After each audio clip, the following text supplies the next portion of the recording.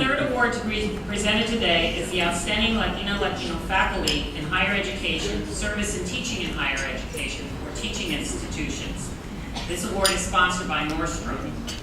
This award recognizes an individual who has provided outstanding service through creation or expansion of a program, innovative programming, or direct work with students, and/or has provided excellent instruction in a teaching-oriented institution.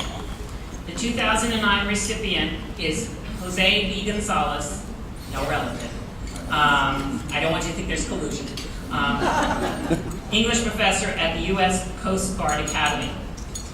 When Dr. Jose B. Gonzalez first came to this country at the age of 8 from El Salvador, he knew 3 words in English: yes, no, and banana.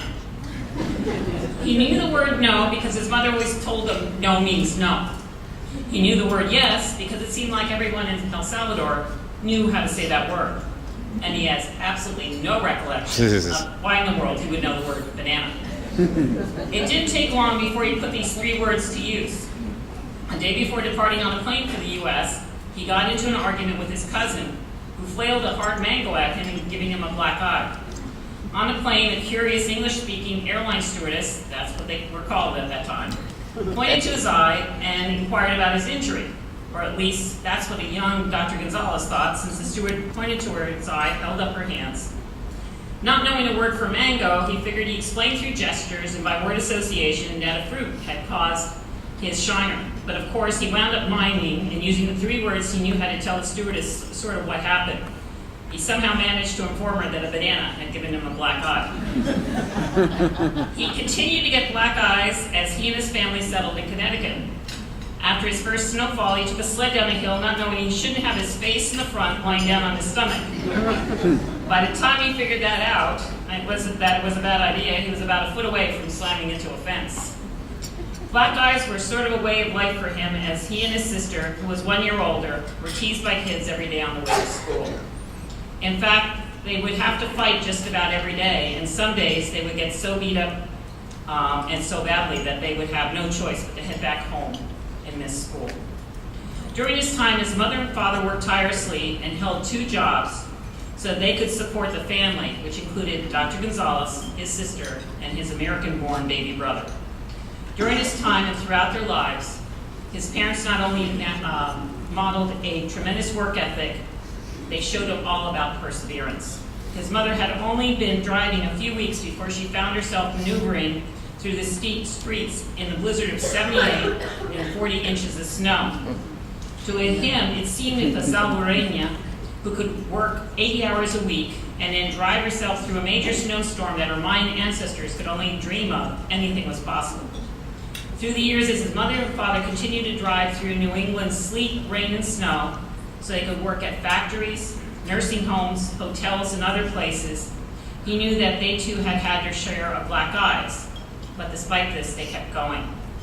It was this drive instilled by his parents that motivated him to accomplish the many things for which he's being honored today. He has shared this message and other inspirational thoughts through his writing in places like the National Public Radio, in literary journals like Colahu and Palabra, in his poetry readings, presentations, and talks to college and university students throughout the country, and Latino Boom, an anthology of Latino literature which he edited, in his website, latinostories.com, and of course in a classroom at the U.S. Coast Guard Academy, where he has hosted many prize-winning Latino authors. His influence can be best summed up by one student's comments, and I quote, "Professor Gonzalez has made me look at immigrants, Latin Americans and Latinos in a whole new way. I thought I had the whole picture before taking his course, but now I know better. He has taught me what it means to be humanitarian, what it means for these groups to be human, what kind of sacrifices they make as they come to the U.S., as they live in the U.S., and as they contribute to the U.S. He has taught me, but more than that, he has inspired," end of quote. In short, Dr. Gonzalez has taught students and others much more than the words yes, no, and banana. He is here today without a black eye and grateful that there is no snow in San Antonio. To present this award, The print entitled Sacred Song is AAHHE board member Millie Garcia. It is my honor, on behalf of the AAHHE board and Nordstrom that I live in Austin, to present this award. We are so honored and happy that you are an educator at our colleges and universities. Thank you.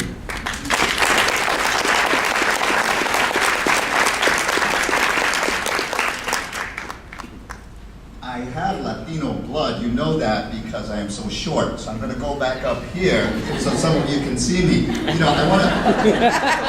Yeah. No need to check my DNA, Latino, from El Salvador. And I do want to thank quite a few people, my friend and fellow writer, Antonio Farias, who joined me here today, and for nominating me. This is quite an honor. And of course, I have to thank Nordstrom and all the other sponsors for showing the money and for showing their support. I do want to thank the Coast Guard Academy as well. The Coast Guard is a humanitarian service, and I tell you, what better way to show that than by supporting some of our initiatives within our English department, where we bring in Latino authors. And of course, I need to thank AAHHE, right? This is quite an organization.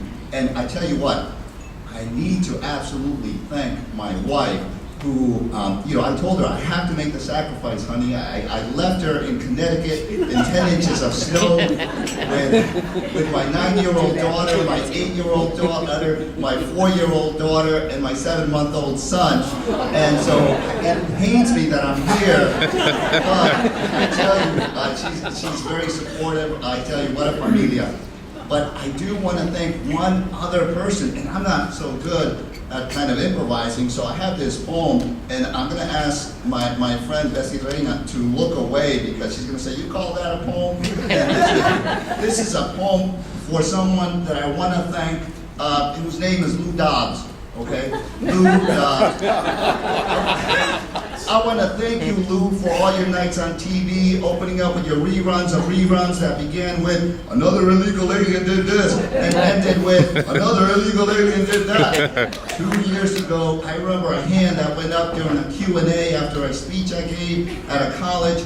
During the talk, I had drawn outlines of the dehydrated bodies of the UMA-14, the ones whose bones had been defeated in the desert, their skins dried in the devil's highway, shriveled not unlike raisins in the sun. During the talk, I had sketched the face of a relative who had crossed the border multiple times without a visa, without immigration papers, a relative who disappeared without a trace. And I thought that the audience had heard me well.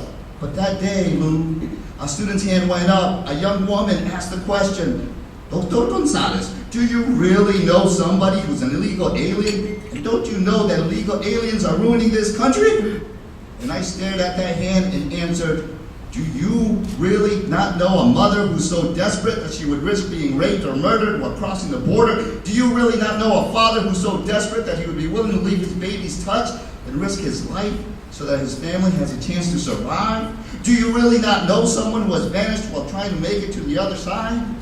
And she said, "No, I don't know anyone like that, but I do know someone named Lou. Lou. I remember when Neil Diamond used to sing, 'They're coming to America, they're coming to America.' But you changed that tune, Lou. And it's because of that I say thank you. Because for every Lou like you, there's a Louis Olivas like that.